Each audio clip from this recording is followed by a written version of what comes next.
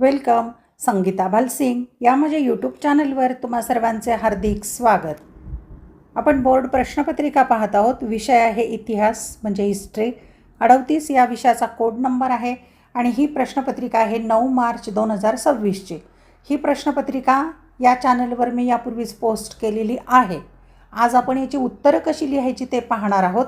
Seat number टाकण्यासाठी तुम्हाला इथे प्रश्नपत्रिकेवर जागा दिलेली असते. 3 तासाचा वेळ आहे उत्तरपत्रिका लिहायला. प्रश्नपत्रिकेचे 11 पेजेस आहेत आणि एकूण 80 गुणांची इयत्ता 12वीची ही प्रश्नपत्रिका आहे.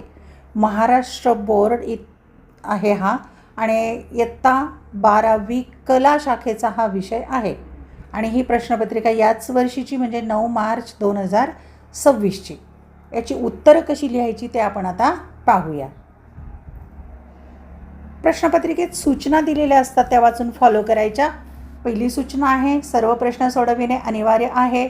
2 उजव्या बाजूस गुण दर्शवलेले आहेत. 3 उत्तरपत्रिकेमध्ये आकृत्या पेनानेच काढाव्यात. 4 प्रत्येक प्रश्नाचे उत्तर नवीन पानांवर सुरू करावे. 4थी महत्त्वाची सूचना नवीन प्रश्न नवीन पानावर घ्यायचा म्हणजे प्रमुख प्रश्न. जे उपप्रश्न असतात अबकडं ते एकाखाली एक घेतले तरी चालेल, परंतु नवीन प्रश्न मात्र नवीन पानावर घ्यायचा आहे. हा अभ्यासक्रम जेव्हा सुरू झाला इयत्ता 12वीचा 2021 पासूनचा, तेव्हापासून तर आत्ता या 5-6 वर्षातल्या प्रत्येक वर्षातल्या 2-2 प्रश्नपत्रिका त्याच्या उत्तरपत्रिका या चॅनलवर तुम्हाला पाहायला मिळतील. पाहायच्या असतील तर या चॅनलची प्लेलिस्ट एकदा पाहून घ्या. या प्रश्नपत्रिकेत एकूण 7 प्रश्न आहेत. 7 प्रश्नांची उत्तरं एका व्हिडिओमध्ये घेणं शक्य नाही म्हणून त्याचे 3 भाग केलेत. पहिल्या भागात 1 ते 3 प्रश्न सोडवलेत. दुसऱ्या भागामध्ये 4था-5वा प्रश्न सोडवलेला आहे. हे दोन्ही व्हिडिओ तुम्हाला या चॅनलवर पाहायला मिळतील. प्लेलिस्ट पहा, क्रमाने व्हिडिओ आहेत. आज आपण तिसऱ्या भागामध्ये 6वा आणि 7वा प्रश्न पाहूया म्हणजे त्याची उत्तरं कशी लिहायची ते आपल्याला कळेल. प्रश्न क्रमांक 6. पुढील प्रश्नांची सविस्तर उत्तरे लिहा. कोणतेही 2 सोडवायचे. 3 पैकी 10 गुण आहेत म्हणजे एका प्रश्नाला 5 गुण. पण आपण आता प्रश्नपत्रिका सोडवत आहोत त्यामुळे इथे 3ही प्रश्नांची उत्तरं आपण घेणार आहोत. 1. युरोपातील औद्योगिक क्रांतीची कारणे व परिणाम स्पष्ट करा. 2. भारतातील सर्वात प्रभावी मराठी सत्ता का संपुष्टात आली. 3. अलिप्ततावादाचा अर्थ आणि त्याची धोरणे स्पष्ट करा. आपण 3ही प्रश्नांची उत्तरे कशी लिहायची ते समजून घेऊ. 1. युरोपातील औद्योगिक क्रांतीची कारणे व परिणाम स्पष्ट करा. उत्तरामध्ये प्रस्तावना लिहायची. 18व्या शतकाच्या उत्तरार्धात इंग्लंडमध्ये सुरू झालेली औद्योगिक क्रांती म्हणजे हस्तोद्योगाकडून यंत्राद्वारे मोठ्या प्रमाणावर होणाऱ्या उत्पादनाकडे झालेले स्थित्यंतर होय. याची मुख्य कारणे कोळसा व लोखंडाची उपलब्धता, वसाहतींमधून मिळालेला कच्चा माल आणि भांडवलशाहीचा विकास ही होती. तर यामुळे मोठे शहरीकरण, नवीन वर्ग आणि जागतिक व्यापाराचा विस्तार हे परिणाम घडले. औद्योगिक क्रांतीची कारणे. नैसर्गिक साधनसामग्री. इंग्लंडमध्ये लोखंड आणि कोळसा यांचे प्रचंड साठे जवळच उपलब्ध होते, ज्यामुळे यंत्रनिर्मिती आणि कारखान्यांचा विस्तार सुलभ झाला. विशाल वसाहतवाद. इंग्लंडच्या ताब्यात जगातील अनेक देशात वसाहती होत्या. तेथून सस्ता कच्चा माल मिळवणे आणि तयार झालेला पक्का माल पुन्हा त्याच वसाहतींमध्ये महाग विकणे शक्य झाले. भांडवलशाहीचा विकास. व्यापारातून जमा झालेले अतिरिक्त भांडवल मोठ्या उद्योगांमध्ये गुंतवण्याची नवी आर्थिक व्यवस्था म्हणजे भांडवलशाही निर्माण झाली. वैज्ञानिक शोध. वाफेचे इंजिन जेम्स वॅटने शोध लावला. स्पिनिंग जेनी यासारख्या यंत्राच्या शोधांमुळे उत्पादनाचा वेग कैक पटींनी वाढला. औद्योगिक क्रांतीचे परिणाम. कारखानदारी व शहरीकरणाचा विकास. ग्रामीण भागातील लोक रोजगारासाठी शहरांकडे स्थलांतरित झाले, ज्यामुळे मँचेस्टर, लंडन यासारखी मोठी औद्योगिक शहरी केंद्रे उदयाला आली. नवीन सामाजिक वर्गाचा उदय. समाजात मालक वर्ग म्हणजे भांडवलदार आणि कामगार वर्ग असे 2 नवे प्रमुख गट तयार झाले. कामगारांची पिळवणूक. कारखान्यामध्ये कामगारांना अत्यंत अपुऱ्या मोबदल्यात आणि धोकादायक वातावरणात 14 ते 16 तास काम करावे लागे, ज्यामुळे पुढे कामगार चळवळी व ट्रेड युनियन्सचा जन्म झाला. साम्राज्यवाद व मक्तेदारी. आशिया आणि आफ्रिकेत कच्च्या मालाच्या स्रोतांवर ताबा मिळवण्यासाठी युरोपीय देशांमध्ये वसाहती व साम्राज्यवाद वाढण्याची स्पर्धा सुरू झाली. 2. भारतातील सर्वात प्रभावी मराठी सत्ता का संपुष्टात आली? उत्तर. भारतातील सर्वात प्रभावी असलेल्या मराठा सत्तेच्या अंताची कारणे. 1. नानासाहेब पेशवे यांनी इंग्रजांची मदत घेतल्यामुळे इंग्रजांना मराठ्यांच्या राज्यकारभारात प्रवेश मिळाला. 2. रघुनाथराव यांनी पेशवेपदासाठी इंग्रजांकडे मदत मागितली व ते इंग्रजांच्या आश्रयाला गेले. 3. नाना फडणवीसाने इंग्रजांविरुद्ध उभ्या केलेल्या चतुःसंघातून इंग्रजांनी निजामाला फोडून आपल्या गोटात घेतले. 4. मराठ्यांनी खर्ड्याच्या लढाईत निजामाचा पराभव केला, तरीही या लढाईत मराठ्यांच्या छावणीत असलेल्या इंग्रज वकिलाने मराठ्यांच्या युद्धपद्धतीचा अभ्यास करून त्या आधारे लॉर्ड वेलस्ली याने मराठ्यांचा पराभव केला. 5. हिंदुस्थानात इंग्रजांची सत्ता स्थापन करायची असेल तर मराठ्यांचा पराभव केला पाहिजे असे वॉरन हेस्टिंगच्या लक्षात आल्यानंतर त्याने त्याप्रमाणे योजना आखल्या. 6. मराठा सरदारांना एकत्र आणून मुत्सद्दीपणाने कारभार करणाऱ्या नाना फडणवीसांचा मृत्यू झाला. 7. दुसरा बाजीराव पेशवा मराठा सरदारांना एकत्र ठेवू शकला नाही. 8. इंदोरचे होळकर व पेशवा यांच्यात आलेल्या वितुष्टामुळे यशवंतराव होळकर याने पुण्यावर आक्रमण केले. 9. दुसऱ्या बाजीरावाने इंग्रजांच्या आश्रयाला जाऊन त्यांच्याशी वसईचा तह केला. 10.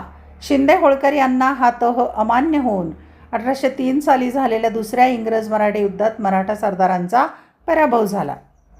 11. 1817 साली झालेल्या तिसऱ्या युद्धात इंग्रजांनी मराठ्यांचा पराभव केला.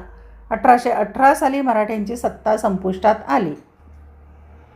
तिसरा प्रश्न. अलिप्ततावादाचा अर्थ आणि त्याची धोरणे स्पष्ट करा. उत्तर. अलिप्ततावाद म्हणजे शीतयुद्धाच्या काळात कोणत्याही मोठ्या लष्करी वा राजकीय गटात, उदाहरणार्थ अमेरिका किंवा सोव्हिएत युनियन, सामील न होण्याचे आणि स्वतःचे परराष्ट्र धोरण आखण्याचे धोरण होय. या धोरणाचे मुख्य प्रवर्तक भारताचे पहिले पंतप्रधान पंडित जवाहरलाल नेहरू हे होते. अलिप्ततावादाचा अर्थ. गटातटाच्या राजकारणापासून दूर राहणे, महासत्तांच्या लष्करी करारांपासून किंवा संघटनांपासून स्वतःला वेगळे ठेवणे. स्वतंत्र निर्णय क्षमता, कोणत्याही दबावाखाली न येता आंतरराष्ट्रीय समस्येचे मूल्यमापन करून स्वतःची भूमिका स्पष्ट करणे. तटस्थता नव्हे. अलिप्ततावाद म्हणजे तटस्थता किंवा जगापासून तुटून राहणे नव्हे, तर शांतता व आंतरराष्ट्रीय सहकार्यासाठी सक्रिय प्रयत्न करणे. अलिप्ततावादाची धोरणे व वैशिष्ट्ये. परराष्ट्र धोरणाचे सार्वभौमत्व, देशाचे हित डोळ्यांसमोर ठेवून स्वतःचे धोरण स्वतंत्रपणे आखणे. जागतिक शांतता, युद्धाचा मार्ग टाळून शांततामय सहजीवन आणि वाटाघाटींद्वारे वाद सोडवण्यास प्राधान्य देणे. वसाहतवादाला विरोध, जगात चाललेल्या साम्राज्यवाद, वसाहतवाद आणि वांशिक भेदभावाला विरोध करणे. सर्वांशी मैत्रीपूर्ण संबंध, गटात सामील न होता सर्व राष्ट्रांशी समतेच्या व मैत्रीच्या नात्याने व्यवहार करणे. 7वा प्रश्न. खालील प्रश्नांची दिलेल्या मुद्द्यांच्या आधारे सविस्तर उत्तरे लिहा. कोणतेही 3 सोडवायचे. 5 दिलेले आहेत, 3 प्रश्न सोडवायचे. 15 गुण आहेत, म्हणजे एका प्रश्नाला 5 गुण. 1. भारतातील पोर्तुगीजांच्या साम्राज्य विस्ताराचे धोरण स्पष्ट करा. मुद्दे दिलेले आहेत. अ. वसाहतीची स्थापना. ब. प्रशासन व्यवस्था. क. धार्मिक असहिष्णुतेचे धोरण. आपण संपूर्ण उत्तर पाहूया मुद्द्यांसह. उत्तर. भारतातील पोर्तुगीजांच्या साम्राज्य विस्ताराचे धोरण मुख्यत्वे व्यापारी, मक्तेदारी, प्रबळ आरमार आणि धार्मिक सत्तेचा प्रसार या त्रिगुणावर आधारित होती. पोर्तुगीजांनी भारताच्या किनारपट्टीवर आपले वर्चस्व निर्माण करण्यासाठी आखलेले धोरण खालील 3 मुद्द्यांच्या आधारे स्पष्ट करता येते. अ. वसाहतीची स्थापना. सागरी मार्गाचा शोध. इसवी सन 1498 मध्ये वास्को द गामाने भारताचा सागरी मार्ग शोधल्यानंतर पोर्तुगीजांनी भारतात प्रवेश केला. पहिली वसाहत. इसवी सन 1505 मध्ये केरळातील कोची येथे भारतातील पहिल्या पोर्तुगीज वसाहतीची व किल्ल्याची स्थापना झाली. मुख्यालय म्हणून गोवा. अल्फेन्सो द अल्बुकर्क याने इसवी सन 1510 मध्ये विजापूरच्या सुलतानाकडून गोवा जिंकून घेतले आणि ते पोर्तुगीजांचे भारतातील मुख्य ठाणे बनले. किनारपट्टीचा विस्तार. त्यांनी गुजरात आणि कोकण किनारपट्टीवर नियंत्रण मिळवण्यासाठी दीव, दमण, साष्टी, वसई आणि मुंबई या भागात मजबूत तटबंदी असलेले किल्ले व व्यापारी वसाहती स्थापन केल्या. ब. प्रशासन व्यवस्था.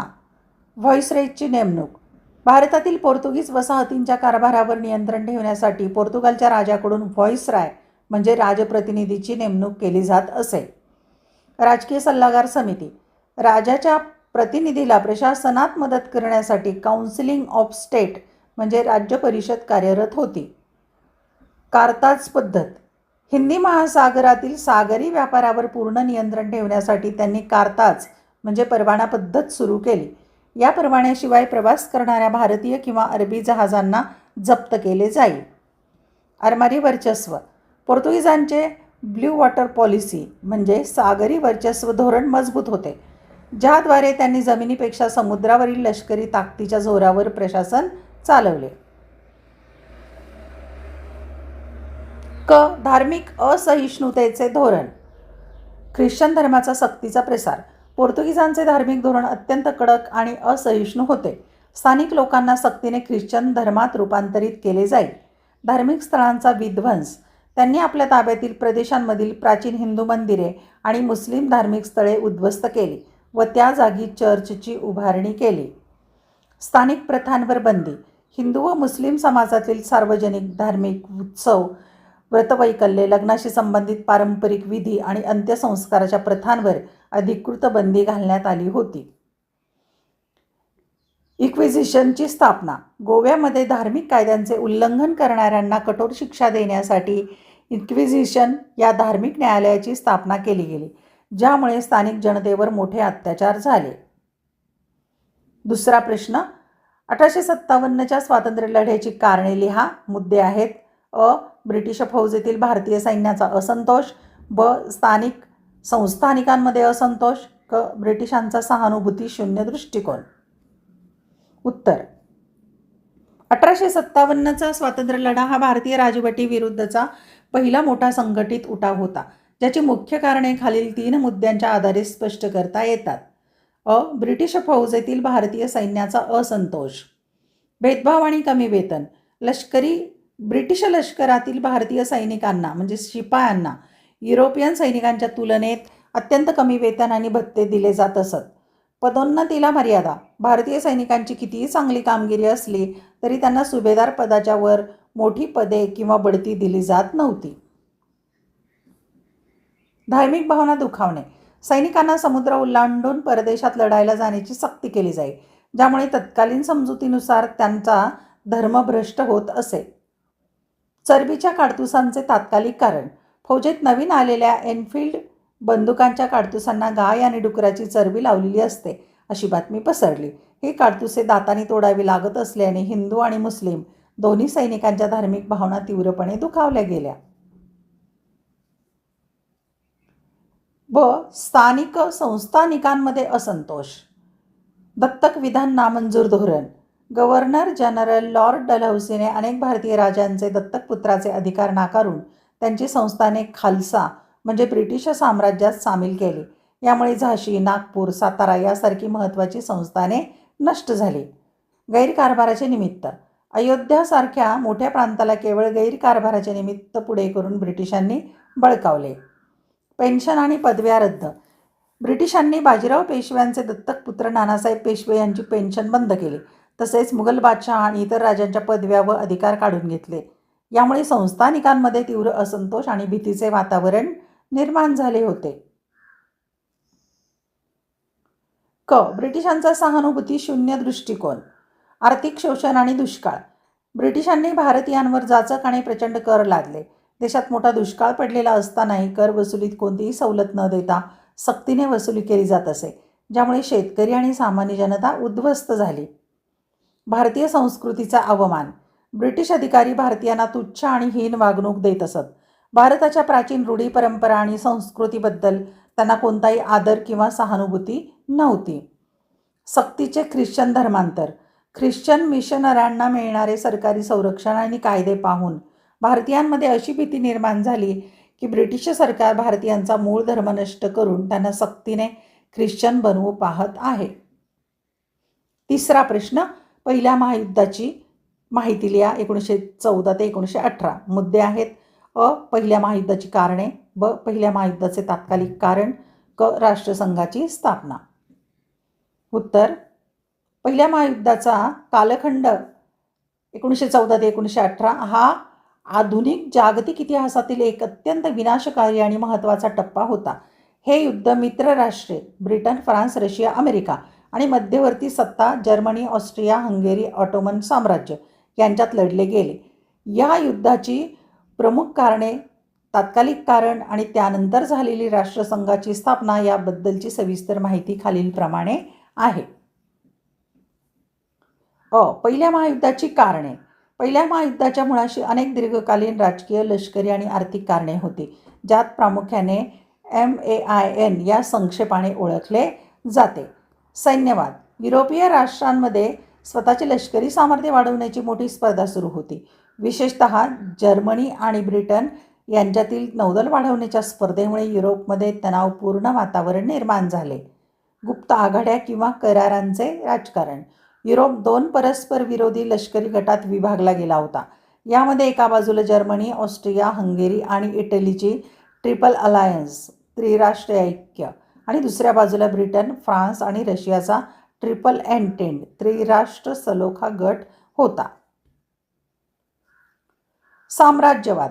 औद्योगिक क्रांतीनंतर कच्चा माल मिळवण्यासाठी आणि हक्काच्या बाजारपेठांसाठी युरोपीय देशांमध्ये आशिया व आफ्रिकेत वसाहती स्थापन करण्याची तीव्र स्पर्धा सुरू झाली.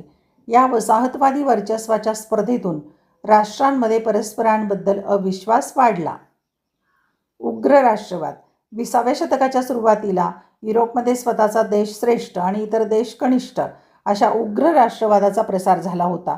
विशेषतः बाल्कन प्रांतातील स्लाविक जनतेचा राष्ट्रवाद आणि बोस्नियावरील ऑस्ट्रियाचे नियंत्रण यामुळे तिथे मोठा असंतोष होता. पहिल्या महायुद्धाचे तात्कालिक कारण. आर्च ड्यूक फ्रान्स फर्डिनांडची हत्या. 28 जून 1914 रोजी ऑस्ट्रिया हंगेरी साम्राज्याचा राजपुत्र म्हणजे वारसदार आर्च ड्यूक फ्रान्स फर्डिनांड आणि त्याची पत्नी सोफी यांची बोस्नियाची राजधानी साराजेवो येथे हत्या करण्यात आली. हत्या करणारी संघटना. ही हत्या गॅव्हिलो प्रिन्सिप नावाच्या एका 19 वर्षीय बोस्नियन विद्यार्थ्याने केली, जो ब्लॅक हँड नावाच्या सर्बियन राष्ट्रवादी गुप्त संघटनेशी जोडलेला होता. युद्धाची घोषणा. या हत्येमागे सर्बियाचा हात असल्याचा आरोप ऑस्ट्रियाने केला आणि सर्बियासमोर कडक अटी ठेवल्या. सर्बियाने त्या पूर्ण न केल्यामुळे 28 जुलै 1914 रोजी ऑस्ट्रियाने सर्बिया विरुद्ध युद्ध पुकारले. गुप्त करारांच्या साखळीमुळे रशिया सर्बियाच्या मदतीला आला, तर जर्मनी ऑस्ट्रियाच्या पाठीशी उभा राहिला, ज्यामुळे या स्थानिक वादाचे रूपांतर महायुद्धात झाले. राष्ट्रसंघाची स्थापना. स्थापना कधी झाली? पहिल्या महायुद्धातील भीषण जीवितहानी आणि विनाश पाहता भविष्यात असे युद्ध पुन्हा होऊ नये म्हणून 10 जानेवारी 1920 रोजी राष्ट्रसंघाची स्थापना करण्यात आली. पार्श्वभूमी व पुढाकार. महायुद्धाचा शेवट करणाऱ्या पॅरिस शांतता परिषदेत व्हर्सायच्या तहाचा एक भाग म्हणून या आंतरराष्ट्रीय संघटनेची निर्मिती करण्यात आली. अमेरिकेचे तत्कालीन अध्यक्ष वुड्रो विल्सन यांच्या 14 कलमी कार्यक्रमातील संकल्पनेवर हा संघ आधारित होता. मुख्यालय. राष्ट्रसंघाचे मुख्य कार्यालय जिनेव्हा, स्वित्झर्लंड येथे होते. प्रमुख उद्दिष्टे. आंतरराष्ट्रीय वादविवाद युद्धाऐवजी शांततापूर्ण मार्गाने आणि लवादाद्वारे सोडवणे. जागतिक शांतता, सुरक्षा आणि देशांमधील परस्पर सहकार्य वाढवणे. भविष्यातील युद्धांचा धोका कमी करण्यासाठी जागतिक पातळीवर निःशस्त्रीकरणाला शस्त्रास्त्र कपात प्रोत्साहन देणे. मर्यादा किंवा अपयश. राष्ट्रसंघाकडे स्वतःचे स्वतंत्र लष्कर नसल्यामुळे बलाढ्य आक्रमक देशांवर निर्बंध आणण्यात त्याला अपयश आले. अमेरिकेने या संघाचे सदस्यत्व घेतले नाही, ज्यामुळे ही संस्था कमकुवत राहिली आणि शेवटी 1939 मध्ये दुसरे महायुद्ध सुरू झाल्याने राष्ट्रसंघ पूर्णपणे अपयशी ठरला. पुढे जाऊन याच राष्ट्रसंघाच्या धर्तीवर आजच्या संयुक्त राष्ट्रे म्हणजे युनोची स्थापना झाली. प्रश्न 4. आफ्रिका खंडातील निर्वसाहतीकरणाची माहिती लिहा. मुद्दे. कारणे. बांडुंग परिषद. आफ्रिकी ऐक्य कल्पना. उत्तर. आफ्रिका खंडातील निर्वसाहतीकरण ही 20व्या शतकातील एक अत्यंत महत्त्वपूर्ण जागतिक घटना आहे, ज्याद्वारे आफ्रिकन देशातील युरोपीय सत्तांच्या गुलामगिरीतून स्वातंत्र्य मिळाले. या प्रक्रियेची सविस्तर माहिती खालील 3 मुद्द्यांच्या आधारे स्पष्ट केली आहे. निर्वसाहतीकरणाची कारणे. दुसरे महायुद्ध. महायुद्धामुळे इंग्लंड आणि फ्रान्स यासारख्या प्रमुख युरोपीय वसाहतवादी सत्ता आर्थिक आणि लष्करीदृष्ट्या कमकुवत झाल्या. आफ्रिकन राष्ट्रवाद. 20व्या शतकात आफ्रिकन जनतेमध्ये स्वतःच्या हक्कांबद्दल आणि स्वातंत्र्याबद्दल जागृती निर्माण होऊन राष्ट्रवाद वेगाने वाढला. शिक्षित नेतृत्व. पाश्चात्य शिक्षण घेतलेल्या आफ्रिकन नेत्यांनी उदाहरणार्थ डॉक्टर क्वामे नुक्मा, जोमो केनाटा आपल्या देशात स्वातंत्र्य चळवळीचे यशस्वी नेतृत्व केले. जागतिक दबाव.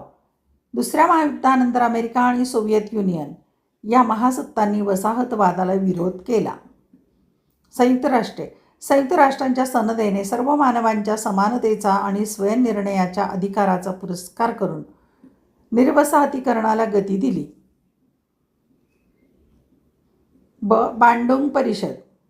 आयोजन. इंडोनेशियातील बांडुंग येथे 18 ते 24 एप्रिल 1955 या काळात बांडुंग परिषद भरविण्यात आली होती. सहभाग. या परिषदेत आशिया आणि आफ्रिका खंडातील 29 स्वतंत्र राष्ट्रांचे प्रतिनिधी एकत्र आले होते. उद्देश. आफ्रो आशियाई देशांमध्ये राजकीय, आर्थिक आणि सांस्कृतिक सहकार्य वाढवणे हा या परिषदेचा मुख्य हेतू होता. वसाहतवादाला विरोध. परिषदेत युरोपीय वसाहतवादाचा तीव्र निषेध करण्यात आला आणि आफ्रिकेच्या स्वातंत्र्य चळवळींना जाहीर पाठिंबा देण्यात आला. अलिप्ततावाद. या परिषदेने जागतिक शांततेसाठी पंचशील तत्वांचा स्वीकार केला आणि पुढे याच पायावर अलिप्ततावादाची चळवळ स्थापन झाली. आफ्रिकी ऐक्य संकल्पना. आफ्रिकी ऐक्य म्हणजे जगभरातील सर्व आफ्रिकन वंशाच्या लोकांमध्ये एकात्मता आणि बंधुभाव निर्माण करण्याची राजकीय व सांस्कृतिक चळवळ होय. ध्येय. आफ्रिका खंडातील सर्व देशांनी एकत्र येऊन परकीय वर्चस्वाविरुद्ध लढा देणे आणि स्वतःचा विकास करणे हे याचे मुख्य ध्येय होते. नेतृत्व. घानाचे राष्ट्रप्रमुख डॉक्टर क्वामे नुक्मा यांनी या कल्पनेचा जोरदार पुरस्कार केला आणि आफ्रिकेचे ऐक्य झाल्याशिवाय वसाहतवादाचे समूळ उच्चाटन शक्य नाही अशी त्यांची धारणा होती. संस्थेची स्थापना. या संकल्पनेतूनच 25 मे 1963 रोजी इथिओपियाची राजधानी अदिस अबाबा येथे आफ्रिकी ऐक्य संघटनेची स्थापना झाली. कार्य. या संघटनेने आफ्रिकन देशांमधील सीमावाद मिटवणे, आर्थिक सहकार्य वाढवणे आणि वसाहतवादाच्या अवशेषांना नष्ट करण्यात महत्त्वाची भूमिका बजावली. सध्या ही संघटना आफ्रिकन युनियन म्हणून ओळखली जाते. 5वा शेवटचा प्रश्न. भारतातील राज्यांच्या पुनर्रचनेची माहिती लिहा. मुद्दे आहेत. झारखंड, तेलंगणा, जम्मू काश्मीर व लडाख. उत्तर. भारतातील संविधानातील राज्यांच्या निर्मितीची माहिती. अंतर्गत झारखंड, तेलंगणा आणि जम्मू काश्मीर व लडाख यांची पुनर्रचना आदिवासी विकास, भाषिक मागण्या व राष्ट्रीय सुरक्षा या कारणांसाठी करण्यात आली. झारखंड. निर्मितीची तारीख आहे 15 नोव्हेंबर 2000. मूळ राज्य बिहार राज्याच्या दक्षिण भागातील आदिवासी पट्टा वेगळा करून निर्मिती. मुख्य कारण. आदिवासी लोकांचा विकास साधणे आणि खनिज संपत्तीने समृद्ध असलेल्या या क्षेत्रातील असंतोष व मागण्या पूर्ण करणे. तेलंगणा. निर्मितीची तारीख आहे 2 जून 1914. मूळ राज्य आंध्र प्रदेश राज्याचे विघटन किंवा विभाजन. मुख्य कारण. तेलुगू भाषिक प्रदेश असला तरी मागासलेपण दूर करण्यासाठी, निधीच्या योग्य वाटपासाठी आणि वेगळ्या राज्याच्या दीर्घकालीन चळवळीमुळे निर्मिती. जम्मू काश्मीर व लडाख. पुनर्रचना तारीख 31 ऑक्टोबर 2019. जम्मू काश्मीर पुनर्रचना कायदा 2019 नुसार. स्वरूप. पूर्वीचे एक राज्य आता 2 स्वतंत्र केंद्रशासित प्रदेशांमध्ये बदलले. जम्मू आणि काश्मीर आणि लडाख. मुख्य कारण. प्रशासकीय सुलभता वाढवणे, राष्ट्रीय सुरक्षा मजबूत करणे आणि भारतीय संविधानाचे पूर्ण नियंत्रण प्रस्थापित करणे. अशा प्रकारे आपण संपूर्ण प्रश्नपत्रिका सोडवलेली आहे. मागील 4-5 वर्षाच्या प्रश्नपत्रिका आणि उत्तरपत्रिका पाहायच्या असतील तर या चॅनलची प्लेलिस्ट नक्की पहा. अनेक विद्यार्थी प्रश्नपत्रिका PDF स्वरूपात मागत असतात, पण मी प्रत्येकाला देऊ शकत नाही, म्हणून अशा प्रकारे प्रश्नपत्रिका आणि उत्तरपत्रिकेचा व्हिडिओ मी बनवते.